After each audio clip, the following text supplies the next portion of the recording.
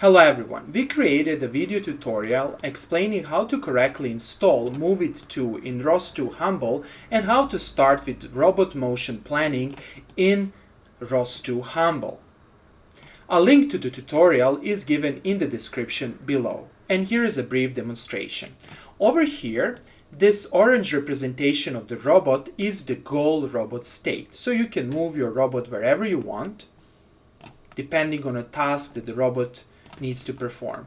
And this green representation of the robot is actually the robot initial or the start state. So once you adjust the goal and the initial state, you need to click over here on plan, and after that you need to click on execute to execute the robot motion. And after that, you can visualize the trajectory by clicking on panels, trajectory slider, and you can see how the robot will go from one position to another. Here it is. Simple as that.